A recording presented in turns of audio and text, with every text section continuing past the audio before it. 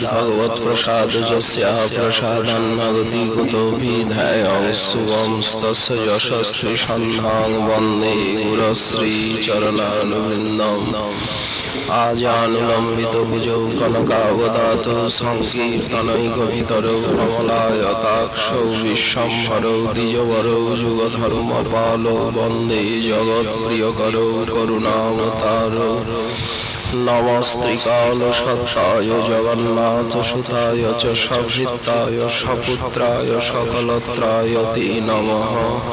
बर्हापीडाविरामं मृगमदतिलकं कुण्डलाक्रान्तगण्डं कञ्जाक्षं कम्बुकण्ठं स्मितसुभगमुखं स्वाधरीनस्तवेणुं श्यामं शान्तं त्रिभङ्गं रविकरवसनं भूषितं वैजयन्ता वन्दे वृन्दावनस्थं युवतिशतवृतं ब्रह्मगोपालवेशं तप्तकाञ्चन गौराङ्गी राधे वृन्दावनेश्वरी वृषभानुसुते देवी त्वां नमामि हरिप्रिये।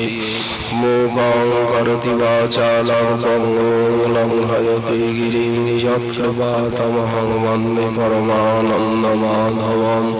वाञ्छाकल्पतरुभ्यश्च कृपा सिन्धुभ्य एव च पतितानां पावनेभ्यो वैष्णवेभ्यो नमो नमः। हरिभक्तिपराजे च हरिनामपरायणा दुर्वृत्ता वा सुवृत्ता वा तेषां नित्यं नमो नमः। नमो धर्माय महते नमः कृष्णाय वेधसे ब्राह्मणेभ्यो नमस्कृत्य धर्मान् वक्ष्ये सनातनान् नारायणं नमस्कृत्य नरं चैव नरोत्तमं देवीं सरस्वतीं व्यासं ततो जयमुदीरयेत्। जय रूप सनातन भट्ट रघुनाथ श्रीजीव गोपाल भट्टदास रघुनाथैः गोसाईर करि चरण वंदन।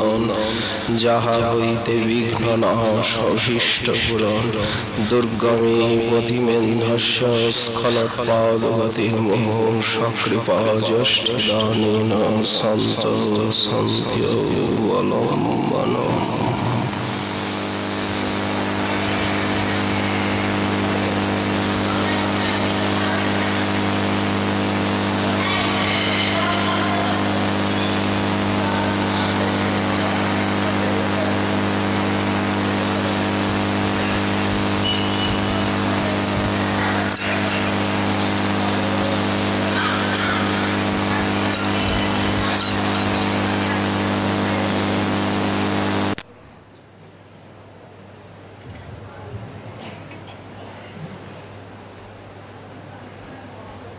যুগং চরণ শিবা যুগং চরণ ভিয়া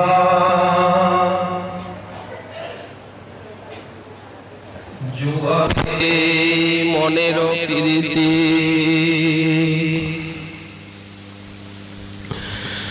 যুগল কিশোর রূপ কামরতি গণভূ আমার মনের ও লীলা কীর্তি কলিযুগ পাবনাবতার প্রেম পুরুষোত্তম স্বয়ং ভগবান পরতত্ত্ব শিবা রাধা ভাবতি সুমলিত তনু প্রেম বিলাস বিবর্ত ঘনাকৃতি মূরতি শ্রী শ্রী নদিয়া বিহারী গৌরহরি পরম অন্তরঙ্গ প্রিয় পার্ষদ বর্জ্য বিশ্ব বৈষ্ণব বরেণ্য চূড়ামণি অস্মৎ সম্প্রদায় শ্রী রূপানুগ প্রভু প্রেম ভক্তি মহারাজ গৌরীয় গগনে উজ্জ্বল জ্যোতিষ্ক পরম পূজ্যপাদ শ্রীল নরোত্তম দাস ঠাকুর মহাশয় তার শ্রী প্রেম ভক্তি চন্দ্রিকা নামক মহাগ্রন্থে 43 সংখ্যক ত্রিপদীতে রাগানুগ মার্গাবলম্বী গৌরীয় বৈষ্ণবগণের সাধনার বিবৃতি দিতে গিয়ে শ্রীপাদ প্রার্থনা করছেন, কারণ এই কথা রঘুমোর বুকে এই অংশে প্রার্থনা এখানেও গৌরীয় বৈষ্ণবের লক্ষ্য কি? যুগল চরণ সেবা। এই লক্ষ্যে তারা প্রতিষ্ঠিত। যে কোনো অঙ্গ যাজন করুন না কেন, লক্ষ্যে থেকেই তো উনি ভক্তি অঙ্গের অনুশীলন করছেন। লক্ষ্য ভ্রষ্ট হয়ে নয়। যুগল চরণ সেবা। শ্রী শ্রী রাধা মাধবের চরণ সেবাই হচ্ছে লক্ষ্য। যুগল চরণ ধ্যেয়া। সব সময় যুগল চরণারবিন্দে ধ্যান এবং মনে পূর্ণ আবেশ সেই যুগল কিশোরী। বিভিন্ন জায়গায় মনটা ছড়ানো আছে, সেই ছড়ানো মনটিকে কুড়িয়ে নিয়ে আর যুগলের চরণে উনি নিবিষ্ট করতে চেষ্টা করছে। সাধন ভক্তি বলতে অভ্যাস। ওই যে ভগবান ভগবত গীতায় বললেন যে মন তো চঞ্চল, ও তো বেয়ারা, ও তো কথা শোনে না, এখানে সেখানে সারাদিন দৌড়ে বেড়াচ্ছে। তবে বেয়ারা হলেও একেবারে যে বোঝালে বোঝে না তা নয়, বোঝালে বোঝে, তবে খেয়ালে চলে। সাধু শাস্ত্রের সমীপে মনকে বসিয়ে যখন কৃষ্ণ গুণে মনকে অনুরঞ্জিত করা যায়, তখন কিন্তু মন ধীরে ধীরে ইষ্টের দিকে যেতে থাকে। এইটাকেই বলা হলো অভ্যাস যোগ। পুনঃ পুনঃ চেষ্টা, সাধন ভক্তি। রুচি স্তরে গিয়ে, আসক্তি স্তরে গিয়ে সংগ্রামটা থাকে না। মনে বিরোধিতা, বিদ্রোহী মনের চপলতা, ইতস্তত গতাগতি, এটা আসক্তি স্তরে গিয়ে নষ্ট হয়ে যায়। তো যতক্ষণ পর্যন্ত সেই স্তরে না যাওয়া যাচ্ছে, এখন তো অনর্থ দশা। এই দশাটার নাম হচ্ছে অনর্থস্থ। দুষ্কৃতি জাত অনর্থ, সুকৃতি জাত অনর্থ, অপরাধ অনর্থ এবং ভক্তি জাত অনর্থের ভোগ চলছে। তারপরে এই বুড় বিকল্পা, কখনো মনে হচ্ছে এটা করব কি ওটা করব, নানা সংকল্প বিকল্প। নিয়ম ক্ষমা, ভজনের নিয়ম করা হচ্ছে, সেবা পরায়ণ নামাপরাধীর থেকে ধীরে ধীরে নিজেকে সরানোর চেষ্টা হচ্ছে, কিন্তু নিয়মটা থাকছে না। কেউ প্রতিজ্ঞা করেন পর নিন্দা পর চর্চা করব না, কিন্তু সময়ে গিয়ে সে কথা মনে থাকছে না। তেমনি ভজনের নিয়ম করলেও সেই নিয়মটাকে রোজ পূর্ণ করা যাচ্ছে না, নিয়ম ভঙ্গ হয়ে যাচ্ছে। এই যে স্তর, একে বলা হয় নিয়মক্ষমা। বিষয়ের সঙ্গে যুদ্ধ চলছে মনে। একবার মনে হচ্ছে সব ছেড়ে বৃন্দাবনে গিয়ে একান্তে ভজন করব, আবার মনে হচ্ছে কি সেই অধিকার আছে, আমাকে গিয়ে থেকেই ভজন করতে হবে। ভক্তির ফলে লাভ প্রতিষ্ঠা আসবেই, এগুলি ভক্তির ভজনের আনুষঙ্গিক ফল। যারা ভজন করেন সবাই তাদেরকে ভালোবাসেন, একটা লোকপ্রিয়তা জনপ্রিয়তা হয়। এই জনপ্রিয়তা থেকে আসে অর্থ সম্মান, সেই দিকে মনটা চলে যাচ্ছে। এইটাকে ভক্তির ফল বলে মনে হচ্ছে। একে বলা হয় তরঙ্গ রঙ্গিনী। তো এই অনর্থ স্তরে পড়ে মাতৃশজি ভাবুডুবু খাচ্ছে। উপায় কি? উপায় আছে সাধু শাস্ত্র বাণী, উপায় নেই ঠাকুর মহাজন এই স্তরটারই তো ব্যাখ্যা করেছেন। আমার ওই ছন মন ফিরে যেন অন্ধজন, সুপথ বিপথ নাহি মানে। এই অনর্থ স্তর না লইল শতপথ,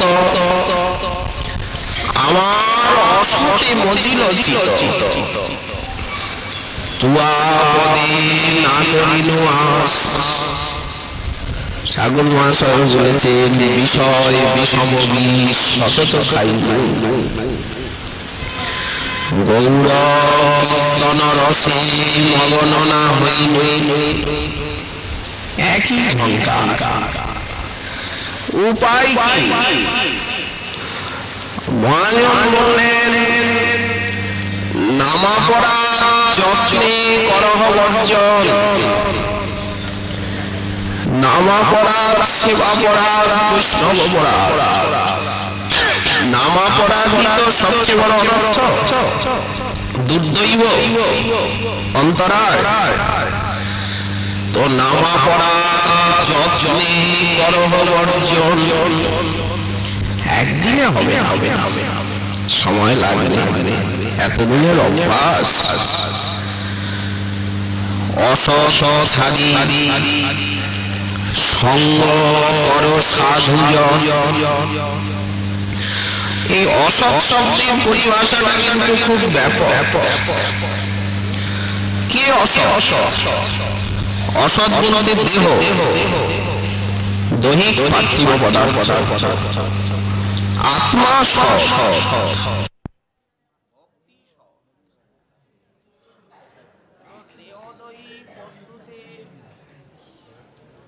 যার যতখানি আসক্তি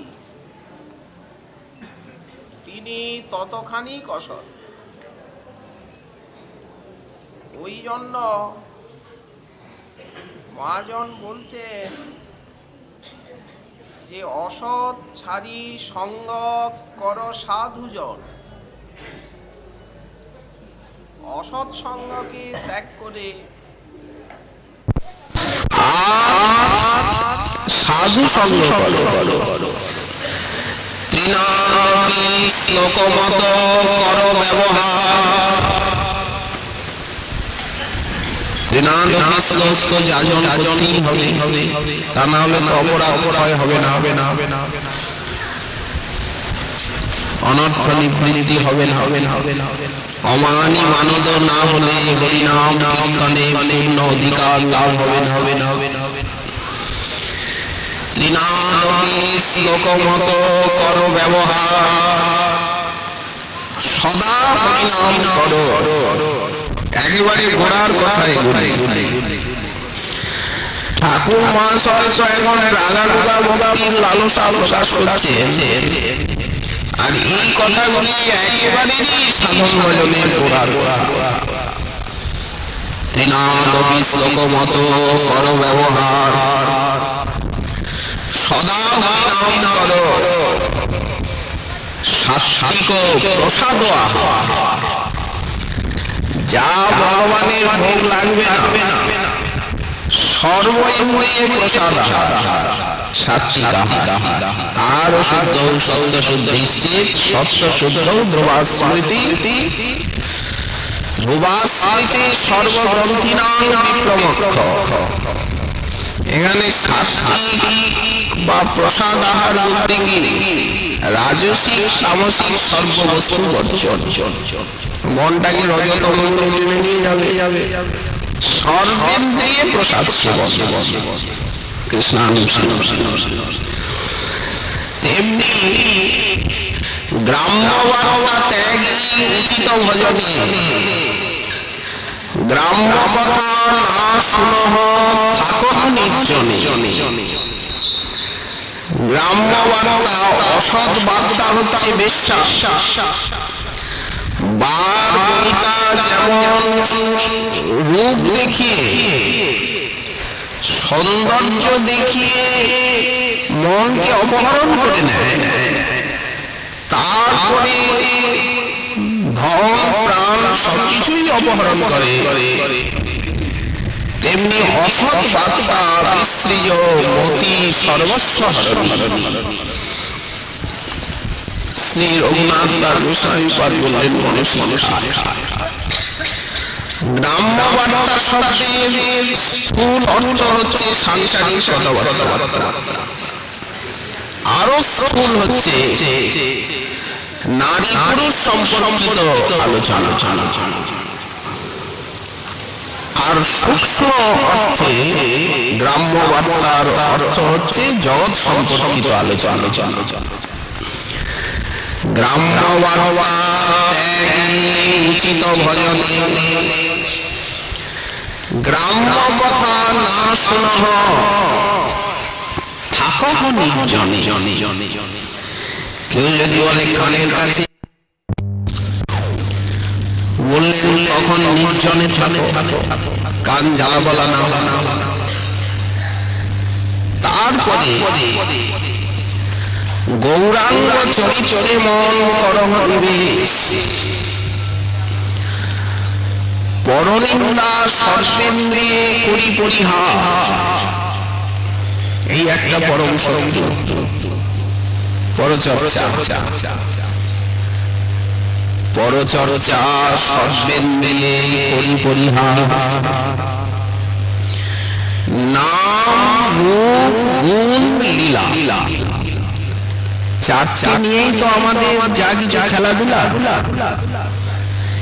এই জগতের যা কিছু খেলাধুলা নাচ গান চারটিকে নিয়ে, সেটি কি নাম রূপ গুণ লীলা কণ্ঠহার। গৌরাঙ্গ চরিত্রে মন করহ নিবেশ। যদি রাধা কৃষ্ণ লীলা বুঝতে কষ্ট হয়, যদি মনে হয় যে এত উচ্চকোটির জিনিস আমার পক্ষে নাড়াচাড়া করা কি সম্ভব, কলুষিত চিত্ত মনে আসা স্বাভাবিক, আর দৈন্যবশত আসাও উচিত। ওই জন্য মহাজন বলছেন গৌর লীলা দিয়ে আগে মনটাকে জাগি না। গৌরাঙ্গের মধুর লীলা যার কর্ণে প্রবেশিলা, হৃদয় নির্মল ভীলতা। কারো যদি যুগল লীলা শ্রবণ কীর্তন চিন্তনে অসুবিধা বোধ হয়, হতেই পারে। তো গৌর লীলা শ্রবণ কীর্তন চিন্তনে তো হওয়ার কোনো সম্ভাবনা নেই, কারণ ওটা প্রেমের লীলা, ভক্ত ভাবের লীলা, আদর্শের লীলা। গৌরাঙ্গ চরিত্রে মন করহ নিবেশ, চৈতন্য চরিত্র শুনো শ্রদ্ধা ভক্তি করি। আর এই যে চন্ডালটা, এই চন্ডালটাকে কি করবো বলে একে তারাও দূর করে দাও। মাৎসর্য ছাড়িয়া মুখে বলো হরি হরি হরি। এই কলিকালে নাহি আর ধর্ম, বৈষ্ণব শাস্ত্র কহে এই মর্ম। ভক্ত ভাগবত এবং গ্রন্থ ভাগবত সবসময় এই কথা বলেন। ভক্ত ভাগবত গ্রন্থ ভাগবতের কি মত? এই চৈতন্য চরিত্র শুনো শ্রদ্ধা ভক্তি করি, মাৎসর্য ছাড়িয়া মুখে বলো হরি হরি। এই কলিকালে নাহি আর ধর্ম, বৈষ্ণব শাস্ত্র কহেন এই বর্ম। ভবসিন্ধু তরিবারে যার আছে চিত্ত, শ্রদ্ধা করি শুনো সেই চৈতন্য চরিত্র। এই জন্যই গৌরাঙ্গ চরিত্রে মন করহ নিবেশ। আর ওই যে আমরা বললাম ভাবে সিদ্ধি, স্বরূপে সিদ্ধি, এই ভজনের সঙ্গে দেহের সম্পর্ক। দেহ সহায়ক, সে বালকই হন, বৃদ্ধই হন, ধনী হন, দরিদ্রই হন, দেহটা তো একটা খোলার পরিচয় দিয়ে কি লাভ? একটা জামা তো বাসাংশী জিল্লা, ভগবান একে জামাই একটা কাপড়ই তো বলেছেন দেহটাকে, দেহি তো বলে। দেহি নিত্য অবধয় দেহে সর্বস্ব ভারত। যা কিছু টানা পড়েন, রাস বৃদ্ধি ভালো মন্দ, এটা তো দেহকে দেহ ধর্ম। দেহাতীত হওয়াই হচ্ছে পরমহংস পদবী। ওই জন্য গুরু প্রদত্ত সিদ্ধ দেহ চিন্তনের অভ্যাস কর। নিজ সিদ্ধ দেহ চিন্তন নাম রূপ বেশ। আমরা বলে এসেছি অভ্যাস পূর্বক সিদ্ধ দেহের চিন্তা করতে হবে। ওটা পার্শ্ব। কেন চিন্তা করতে হবে? যারা ব্রহ্মবাদী তারা নিজেকে ব্রহ্মরূপে চিন্তা করে, অহং ব্রহ্মাস্মি। এই ব্রহ্ম ঐক্য ভাবনাটি হচ্ছে তাদের সাধনা, তা না হলে সিদ্ধি হবে না। যারা যোগী তারা নিজেকে প্রাণ বায়ু রূপে চিন্তা করে, যোগীগণ বায়ুর উপাসক। তারা অন্নময় কোষে থেকে মনটাকে প্রাণময় কোষে নিয়ে যান। প্রাণ বায়ু অবলম্বনে আসন প্রাণায়াম। সেই প্রাণময় কোষে থেকে মনোময় কোষে নিয়ে যান। আর ভক্ত তিনি অন্নময় কোষে থেকে সোজা সুজি মনোময় কোষে যাচ্ছেন। আমাদের প্রাণের আরাধনা, আসন প্রাণায়ামের প্রশ্ন নেই। সোজা সুজি যাচ্ছেন মনোময় কোষে। মনোময় কোষে থেকে বিজ্ঞানময় কোষ বুদ্ধি, এটা হচ্ছে বুদ্ধি স্তর, মনসস্থ পরাবুদ্ধি। সেই বিজ্ঞানময় কোষে থেকে সোজাসুজি চলে যাচ্ছেন আনন্দময় কোষে। এই আনন্দময় কোষই হচ্ছেন আত্মা। বুদ্ধে পরতস্থ সব বলতে এখানে আত্মা। তো এই যে সিদ্ধ দেহ, এটা আনন্দময় কোষেরই অনুধ্যান। সিদ্ধ দেহটা কার? আনন্দময় কোষে, আত্মা। রাধা কিঙ্করী কে? দেহ না, আত্মা। গৌর দাসানুদাস কে? না, আত্মা। আত্মাকে ভাবালঙ্কারে সাজানো, আত্মার অভিমান। এইটি হচ্ছে জাগ্রত জীবের অভিমান। আমরা যেমন অভিমান করি আমি অমুক অমুক পদবীধারী, এটা হচ্ছে অন্নময় কোষের অভিমান, দেহাভিমান। আর কৃষ্ণদাস গৌরদাস যে অভিমান, সেটি আনন্দময় কোষে দাঁড়িয়ে অভিমান পোষণ করছে আত্মা। ভগবৎ সম্পর্কিত এই অভিমান, ওই জন্য বলা হলো কৃষ্ণদাস অভিমানে যে আনন্দ সিন্ধু, কোটি ব্রহ্মানন্দ নহে তার এক বিন্দু। কত উচ্চগতির সম্পত্তি! ভক্ত সোজাসুজি কোষগুলিকে ভেদ করে আনন্দময় কোষে চলে যাচ্ছেন। স্বরূপের অনুধ্যান, সর্বদা স্বরূপের চিন্তন। যে কোনো কাজ করছেন উনি সিদ্ধ দেহ চিন্তা, সিদ্ধ দেহ চিন্তি করে তাহার সেবন। রামানন্দ রায় বললেন, প্রভাত কালের থেকেই যখন উনি শয্যা ত্যাগ করছেন, গৌর গৌর গৌর গৌর বলে উনি নেত্র উন্মিলন করছেন। কৃষ্ণ কৃষ্ণ কৃষ্ণ কৃষ্ণ কৃষ্ণ, হে কৃষ্ণ কেশব কৃষ্ণ কেশব রাম রাঘব নামাবলী উচ্চারণ করছেন। গুরুবর্গের স্মরণ করছেন। নবদ্বীপ ধাম গঙ্গা সুরধ্বনি সবরিকর মহাপ্রভুকে চিন্তন করছেন। সঙ্গে সঙ্গেই তো সিদ্ধ দেহের চিন্তা করেই তো তার চিন্তন হচ্ছে। নবদ্বীপং বন্দে নবকরুণামাদ্যং নবরুচি।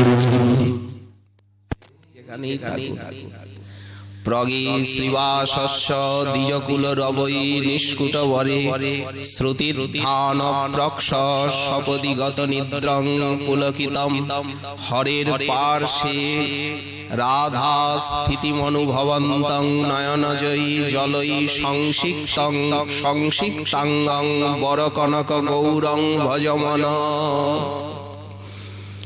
এই প্রভাতের চিন্তন মহাপ্রভুর নিশান্ত লীলার সূত্র। তো কাজে কাজে সিদ্ধ দেহ চিন্তা আপনি এসে যাচ্ছে, সেই গৌর পার্ষদ স্বরূপের চিন্তা।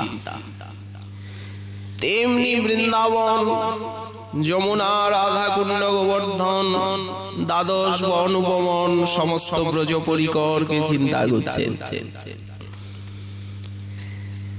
বাইরে সংখ্যা নাম করছেন, পরিক্রমা করছেন, গ্রন্থানুশীলন করছেন, বিগ্রহ সেবা করছেন, সজাতিয়াশয় স্নিগ্ধ ভক্তির সঙ্গ করছেন, গুরু বৈষ্ণবের প্রাণঢালা পরিচর্যা করছেন। কিন্তু ভিতরে ফল্গু ধারার মতো এই চিন্তন চলছে। একে বলে রাগানুগা ভক্তি। ওই জন্য গৌরীয় বৈষ্ণবের এই বিধি সম্বলিত রাগ ভক্তি বললেন।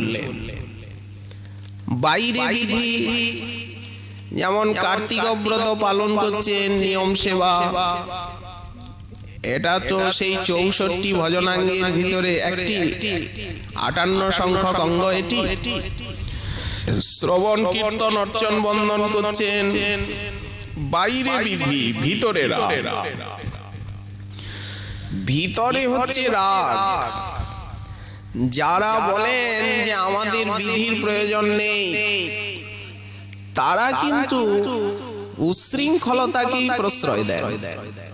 শ্রুতি স্মৃতি পুরাণাদি পাঞ্চরাত্র বিধিং বিনা, বাইরে পূর্ণ বিধি, একাদশী আদি ব্রত পালন, সদাচার আদি শাস্ত্রে যেমন বর্ণন আছে, মহাজনের যেই পথ তাতে হব অনুরত।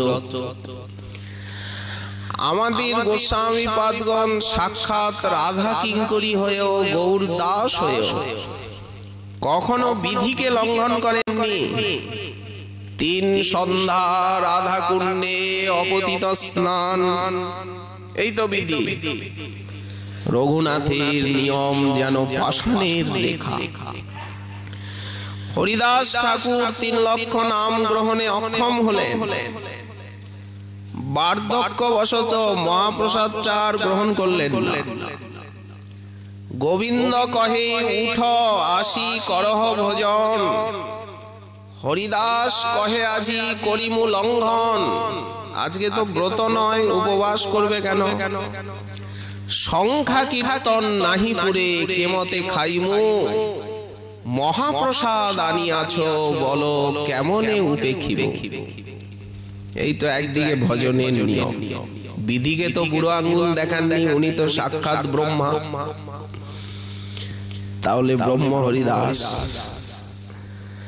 আচ্ছা, এত বলি মহাপ্রসাদ করিলা বন্দন, তার এক রঞ্চ লইয়া করিলা ভক্ষণ। এই তো মহাপ্রসাদের সম্মান দিচ্ছেন, কোন বিধি উনি উল্লঙ্ঘন করেননি।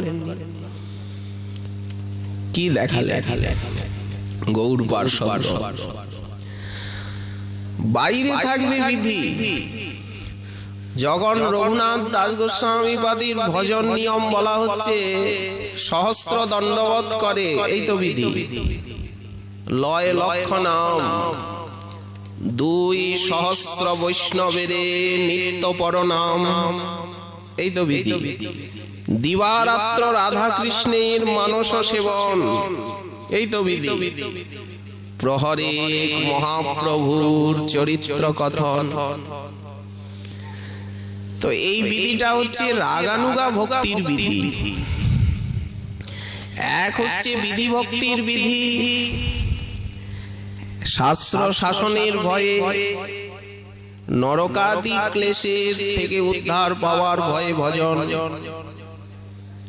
আর এক হচ্ছে ভালোবাসা বুকে নিয়ে রুচি প্রধান হয়ে ভজন। রুচিমূলা ভক্তি, ভালোবাসা বুকে নিয়ে ভজন করছেন উনি। ভাবে ব্রজবাসী লোভে, এই ভজনটাকে বলা হয়েছে লোভমূলা। তত্র লৌল্যমেক মূল্যমেকলম জন্ম কোটি সুকৃতৈর ন লভ্যতে। আচ্ছা, উনি এই লোভটা কোথা থেকে পেলেন? শ্রবণ কীর্তন করতে করতে লোভ এসেছে। রসিক ভক্ত সঙ্গে রাধা মাধবের রূপগুণ লীলা, মহাপ্রভুর রূপগুণ লীলা শুনে ওনার চিত্তে সেই বস্তু পাওয়ার জন্য লালসা জেগেছে। এইটাই মোহ। এই জন্য রাগানুগা মার্গে শ্রবণাঙ্গের উপরে এত জোর দেওয়া হয়েছে, কারণ লোভ প্রাপ্তির সাধনই হচ্ছে শ্রবণ, রসিক ভক্ত সঙ্গ। এবং এটা গায়ের জোরে লাভ হয় না। কৃষ্ণ তদ ভক্ত কারুণ্য মাত্রই হেতুকা, গোস্বামী পাদ বললেন। বিধি ভক্তি কখনো কখনো সাধনা বেশির উপরে সেখানে জোর, কিন্তু এই রাগানুগা মার্গে কৃষ্ণ এবং তার ভক্তের কৃপার উপরে জোর দেওয়া হচ্ছে। সাধনে আবেশ আছে, সাধনের প্রতি পূর্ণ বিশ্বাস নির্ভরতাও আছে, কিন্তু কৃপার দ্বারা সাধন সঞ্চালিত হচ্ছে। আগে কৃপা, তারপরে সাধন। যত সাধন তত কৃপা, যত কৃপানুভূতি তত সাধনে প্রবৃত্তি। শেষে সাধন কৃপা মাখামাখি, একই জিনিস। কৃপা তো কাউকে ঘুম পাড়িয়ে রাখবে না, সাধনা বেশি তো দেবে। আর যত সাধন তত কৃপা আকৃষ্ট হবে। মহাপ্রভু বলছেন, যোগ্য পাত্র জানি মোর কৃপা হইল। যখন রূপ গোস্বামী পাদের সম্বন্ধে বলছেন যে একে যখন অতিশয় যোগ্য দেখলাম, যোগ্য পাত্র জানি মোর কৃপা হইল। তাহলে গুরু বৈষ্ণবের কৃপা পেতে গেলেও যোগ্যতার প্রয়োজন আছে। সব জায়গায় যোগ্যতা। এই যোগ্যতাটা কৃপা বলেও লাভ হয়, সাধন বলেও লাভ হয়। দুটি রাস্তা, শেষে গিয়ে দুটি একাকার। তো এই জন্য বিধি থাকবে। এটা হচ্ছে রাগের বিধি। ওই জন্য বিশ্বনাথ চক্রবর্তী পাদ বললেন, গৌড়ীয় বৈষ্ণবের বিধি সম্বলিত রাগানুগা ভক্তি। সাধু শাস্ত্র গুরু বাক্য অনুসরণে মহাজন সম্মত পথে প্রবৃত্তি। গৌরাঙ্গ চরিত্রে মন করহ নিবেশ, নিজ সিদ্ধ দেহ চিন্ত নামরূপ বেশ। অষ্টকাল সেব যথা গুরুর আদেশ।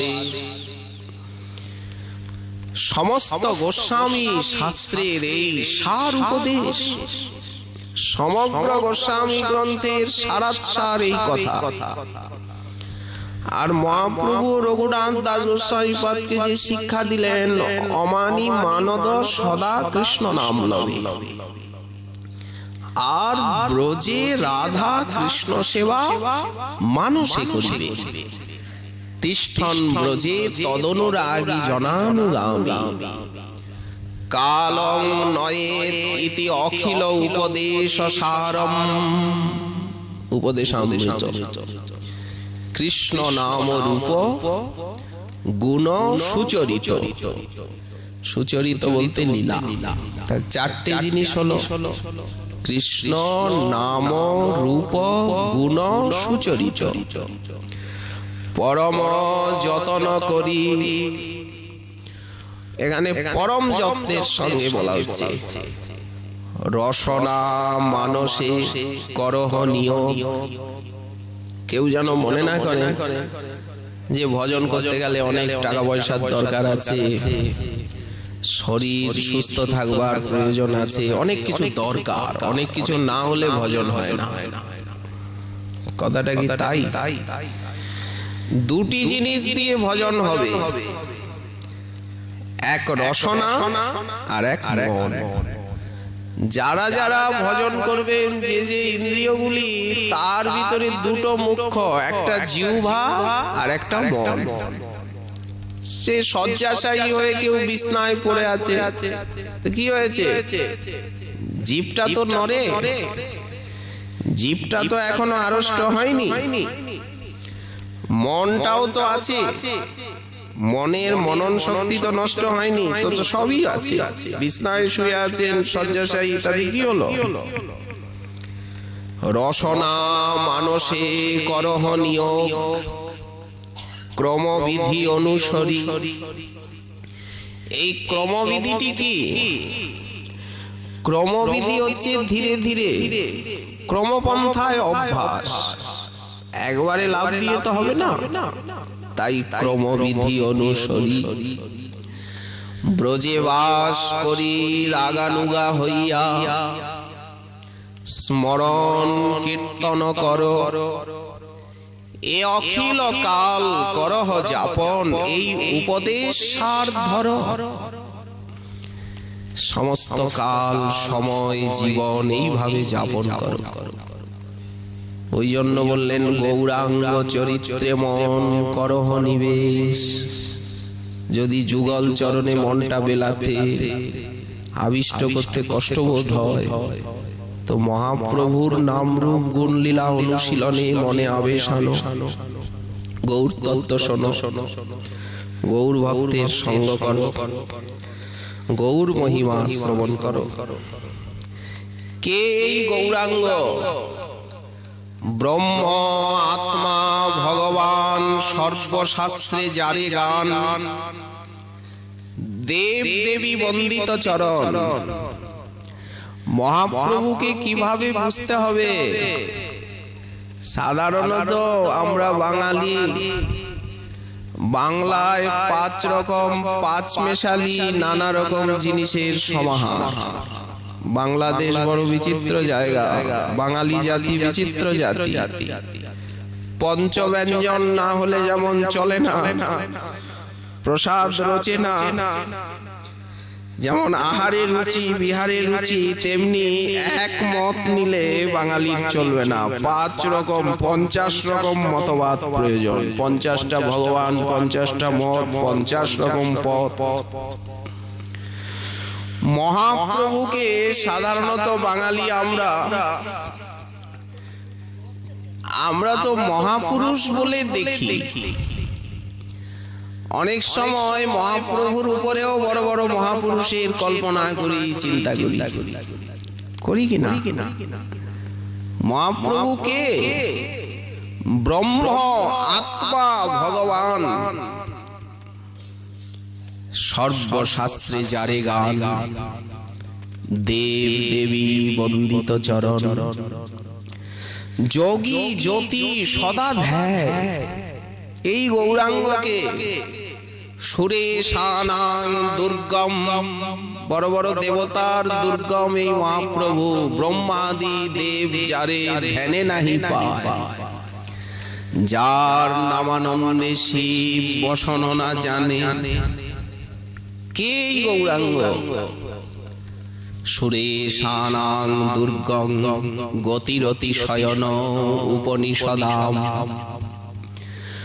উপনিষদের গতি রুদ্ধ হয়ে যায়, গৌরাঙ্গের কাছে যেতে উপনিষদের হাত পা কাঁপে।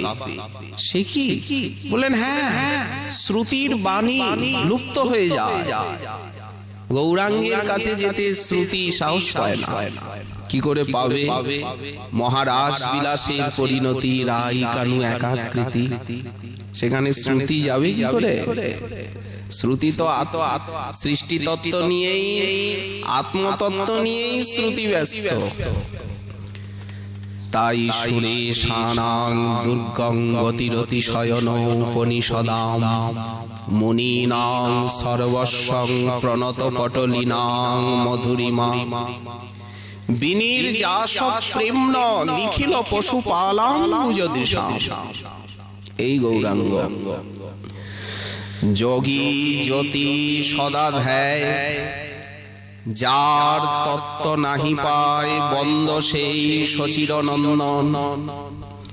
এইভাবে যদি বাঙালি গৌরাঙ্গকে বোঝে, বাঙালির হিয়া অমিয়া মথিয়া ওগো নিমাই ধরেছে কায়ারে। যদি নবদ্বীপের প্রদীপ ঘরে ঘরে জ্বলে, তাহলে তো আর অন্ধকার থাকে না। সর্বভক্তি আস্বাদন, নিজ ভক্তি সংস্থাপন, ভক্ত রক্ষা আর পাষণ্ড দলন। এই গৌর অবতারে প্রভু সর্বভক্তি রস আস্বাদন করেছেন, সর্ব নিজ ভক্তিকে স্থাপন করেছেন। ভক্ত রক্ষা এবং পাষণ্ড দলন ইত্যাদি কার্যের তরে শচী জগন্নাথ ঘরে নবদ্বীপে লোভিলা জন। এই গৌর তত্ত্ব প্রতপ্ত নির্মল স্বর্ণ। রাধারানীকে চিন্তা করতে সাহস হচ্ছে না, ভয় লাগছে, তো মহাপ্রভুর চিন্তা করুন না। প্রতপ্ত নির্মল স্বর্ণ, যেন পুঞ্জে গঞ্জে গৌরবর্ণ। সেই প্রতপ্ত বিগলিত নির্মল স্বর্ণের পুঞ্জকে গঞ্জনা করে, নিন্দা করে যার গৌরবর্ণ। সর্বাঙ্গ সুন্দর রূপধাম, চরণ যুগল তল, লাল টুকটুক করছে যেন রক্ত পদ্মদল। দশাঙ্গুলি শোভে অনুপম, কর নখ দশ আগে, মণি দর্পণ ভাগে। বিশ্বম্ভর মূর্তি যেন মদন সমান, কোটি মদন মোহন শ্রী গৌরাঙ্গ। সিংহগ্রীব তিন রেখা, তাহাতে দিয়াছে দেখা। কণ্ঠ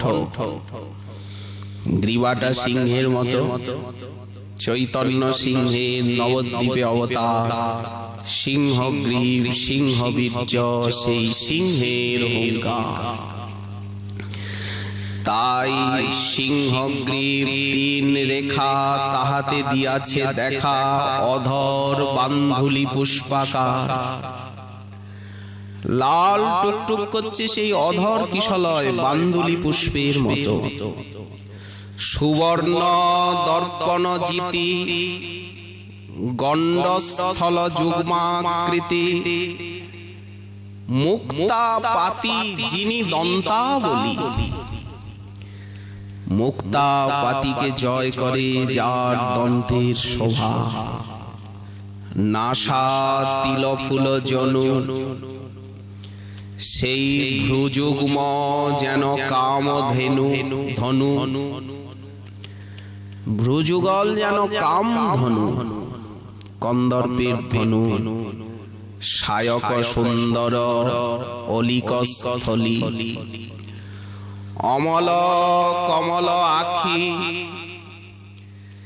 সেই পদ্ম পলাশ নেত্র গৌরাঙ্গের আকর্ণ বিশ্রান্ত।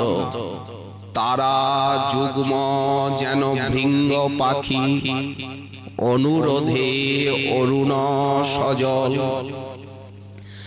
মহাপ্রভুর নেত্র যুগ্ম আবার অরুণ, আবার সজল ভাবরসী।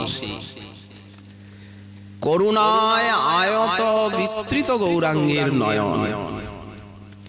কামের কামান গুণ, শ্রুতিযুগ সুগঠন।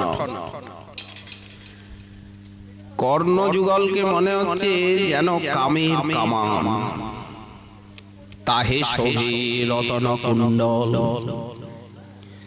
সেখানে রত্নকুণ্ডল আন্দোলিত হচ্ছে। স্নিগ্ধ সূক্ষ্ম বক্র শ্যাম, কুন্তল লাবণ্য ধাম। নানা ফুলে মঞ্জুল সাজনী, কেশকলাপ সুচিক্কট কুঞ্চিত শ্যাম। বদন কমল হাস, কোটি কলা নিধি ভাস। রাধা মাধব মিলিত তনু, তাই কোটি কলা নিধি ভাস হাস। বদন কমল হাস, শ্রীমুখে আছে হাসি। সেই হাসি কেমন বললেন? কোটি কলা নিধি, কোটি চন্দ্রের থেকেও উজ্জ্বল। কোটি কলা নিধি ভাস, কুন্দ বৃন্দ করিয়া নিছনি। তেমনি দন্তপাতিকে মুক্তার সঙ্গে যেমন তুলনা দেওয়া হয়েছে, তেমনি কুন্দ কুসুমের সঙ্গেও তো তুলনা দেওয়া হয়েছে। ভুবন মোহন অঙ্গ, তাহে নটবর ভঙ্গ। নৃত্য কৃত্য নৃত্য গান কলা। গৌরাঙ্গ কেমন ঠাকুর বললেন? সব সময় নাচ গানে মেতে আছে। মহাপ্রভুর নিত্য কৃত্য কি? নাচ গান।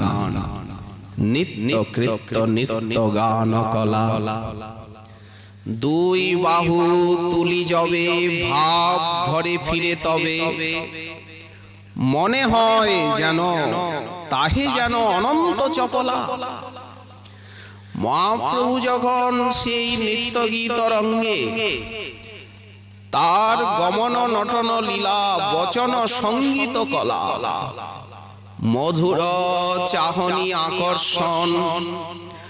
রঙ্গ বিনা নাহি অঙ্গ, ভাব বিনা নাহি সঙ্গ।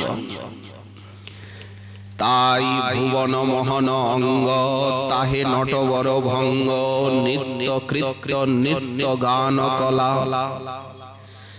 দুই বাহু তুলিয়া যবে ভাব ভরে ফিরে তবে তাহে যেন অনন্ত চপলা। যখন উনি চলেন দুই বাহুকে উত্তোলিত করে, তখন মনে হয় কোটি কোটি বিদ্যুৎ লহরী খেলে যায় অঙ্গে অঙ্গে। এই রূপে দেখে যে মহাপ্রভুর অন্তর্ধান কি করে হলো, কি করে মহাপ্রভু অন্তরিত হলেন, এই নিয়ে বড় বড় বিদ্বান বড় বড় গ্রন্থ লিখেছে মহাপ্রভুর অন্তর্ধান রহস্য। আরে বাবা, কলমের খোঁচা দিয়ে আর মাথা খাটিয়ে কি মহাপ্রভুকে বোঝা যায়? লেখাপড়া করে মহাপ্রভুকে বোঝা যায়? মহাপ্রভুকে বুঝতে গেলে গৌর দাসানুদাস যাদের হাগৌরাঙ্গ বলে চোখে জল আসে, তাদের চরণ রেণু অঙ্গে মাখতে হবে, তাদের মুখে হরিকথা শুনতে হবে, সাধন করতে হবে। কিনা বিশ্ববিদ্যালয়ের লেখাপড়া করে কলমের খোঁচা দিয়ে মহাপ্রভুকে বুঝতে যাওয়া, এটা কত বড় ধৃষ্টতা। সেই নিত্য সত্য শাশ্বত সনাতন চির সুন্দর চির নূতন চির বর্তমান, তার আবার অন্তর্ধান কি? কবিরাজ ওই জন্য ব্যাসাবতার লিখেছেন, এই সব লীলার কবু নাহি পরিচ্ছেদ, আবির্ভাব তিরোভাব মাত্র কহে বেদ। এই রূপে দেখে যে যারা মহাপ্রভুকে এই রূপে দর্শন করেন, অর্থাৎ মনে মনে চিন্তা করেন, ধর্মা ধর্ম ছাড়ে সেই পরবেশ পরম আনন্দে, দেহ মন প্রাণ আনন্দে আপ্লুত হয়ে যায়। প্রেম দাস জীব দেহ ধর্মা ধর্ম ছাড়ি সেহ বিহরয়ে গৌরপদ দ্বন্দ্বে। এই গৌরাঙ্গের চিন্তন ব্যাসাবতার লিখেছেন, বিশ্বম্ভর মূর্তি যেন মদন সমান, দিব্য গন্ধ দিব্য মাল্য বাস পরিধান। কি হয় কনক দুতি সে দেহের আগে, সে বদন দেখিতে চাঁদেরও সাজ লাগে। সে দন্ত দেখিয়া কোথা মুকুতার দাম, সে কেশ বন্ধন দেখি না রহে জ্ঞান। দেখিতে আয়ত দুই কমল নয়ন, আর কি কমল আছে হেন হয় জ্ঞান। কিবা হয় কোটি মণি সে নখ চাহিতে, হীরক ফেলে দিন হীরা। ওই নখমণির কাছে চন্দ্র হীরা কারো তুলনা হয়? কিবা হয় কোটি মণি সে নখ চাহিতে, সে হাস দেখিতে কিবা করিবে অমৃতে। এই গৌরাঙ্গ রূপ গৌরীয় বৈষ্ণব তারা অভীষ্টের নাম রূপ গুণ লীলায় নিজের মনকে ডোবাতে চেষ্টা করে। বাহ্য জগতে তাদের লাভ ঝাপ দেওয়ার দাপাদাপি করার কিছু নেই। এই জগতে যে একটা কিছু হতে হবে, কিছু করতে হবে, পাহাড় ফাটাতে হবে, বললেন এই রকম কোনো প্রশ্ন নেই। হরিনাম চিন্তনে গ্রন্থানুশীলনে অভীষ্টের সেবনে মনটাকে ডোবালেই ছুটি, এখানের থেকে বিদায়। এই জগতে আর কোনোদিন আসবার প্রশ্নই নেই। যুগল চরণ সেবা, এ তো রূপের কথা বলা হলো। এইবার গুণ, এইবার লীলা। লীলার ভূমিতে গৌর গোবিন্দের সেবা, মহাপ্রভুর সেবা, রাধা মাধবীর সেবা। আমি নীল পটাম্বর যতনে পড়াও, পায়ে দিব রতন মঞ্জিরে। ভৃঙ্গারের জলে রাঙা চরণ ধোয়াও, মোছাও কোমল চিকুরে। কুসুম কমল দলে সেজ বিছাও। রূপে মনটা ডুবে গেলে তো চলবে না, সেবা করতে হবে। সেবন করিব দুহাকারে। দারুক বৈকুণ্ঠ দ্বারকানাথের পাশে দাঁড়িয়ে দারুক হাওয়া করছিল পাখা নিয়ে। তো দ্বারকানাথের সৌন্দর্য দর্শন করে এতটা চিত্ত বিমোহিত হয়ে গেল, দারুকের স্তম্ভ ভাব এসে গেল, শরীর আর নড়ে না, হাতটা কাঠের মতো হয়ে গেল। অবশ প্রেমে পাখাটা হাতের থেকে পড়ে গেল। সেই ভাবটাকে দারুক তিরস্কার করছেন, ছি ছি ছি, সেবা অপরাধ হয়ে গেল। কোন পূজারী ঠাকুরকে শৃঙ্গার করছেন, এখন যদি চোখে জল আসে কান্নাকাটি করেন, সেই ভাবটা নিন্দনীয়, তিরস্কারের যোগ্য। কেন? দারুক ভাবছেন প্রেমানন্দ সেবানন্দকে বাধা দিল, সেবাকে বাধা দিল প্রেম। সেবা সবার উপরে, যদ্যপি প্রেমের দ্বারাই সেবা লাভ হয়, কিন্তু প্রেমানন্দ অপেক্ষা সেবানন্দ শ্রেষ্ঠ। অতএব প্রেমানন্দ যদি সেবানন্দকে বাধে, সেই প্রেমানন্দ প্রতি ভক্তের হয় মহাক্রোধে। দারুক সেই ভাবটাকে ধিক্কার দিলেন, শাস্ত্রেই আছে। ওই জন্য যেখানে বিশ্ববিমোহন রূপ যুগল কিশোর বিরাজ করছেন, সেই রূপের মাধুর্যে ডুবে গেলে তো হবে না, সেবা করতে হবে, সেবাই যে লক্ষ্য। সেবন করিব দুহাকারে, ধবল চামর আনি মৃদু মৃদু বীজব, ছরমিত দুহুক শরীরে, অধর সুধা রসে তাম্বুল সুবাসে, ভোগ হব অধিক যতনে। এই সেবার লালসা। আচ্ছা, কেউ যদি চিন্তা না করতে পারেন, মহাজনের এই সমস্ত পদ পদাবলীগুলিকে কণ্ঠে করে, এইগুলো তো চিন্তা করতে পারেন। এই সমস্ত মহাজনের পদ যেগুলি আমাদের কীর্তন আছে বিবিধ, সেইগুলি চিন্তা করলেও তো ওই চিন্তনে ধীরে ধীরে ভিতরে নিয়ে চলে যাবে, গভীরে চলে যাবেন উনি, উপেক্ষা তো করলেন না। তাই যুগল চরণ সেবা, যুগল চরণ ধ্যেয়া, যুগল চরণের ধ্যান, যুগলে মনের প্রীতি, যুগল কিশোর রূপ, যেন কাম রতিগণ ভূপ, আমার মনের ও লীলা কি রীতি। শুনতেই কত মধুর। আর যারা এই সাধনে অধিকার লাভ করেছেন গুরু বৈষ্ণবের কৃপায়, যাদের মন ওই অপ্রাকৃত দিব্য রসে রসায়িত হয়েছেন, তারা কি না সম্পত্তি লাভ করেছেন সেটি শাস্ত্র বলবেন, শাস্ত্রই প্রমাণ। ঠাকুর মহাশয় রাগানুগা ভক্তির আকাঙ্ক্ষা পোষণ করছেন। শ্রীমন মহাপ্রভুর কৃপা হলে আগামীকাল আবার রইল এই বিষয়ে আস্বাদনের আকাঙ্ক্ষা। আজকে আমাদের শ্রী শ্রী ভাগবতী কথার এইখানে দেওয়া হলো বিশ্রাম।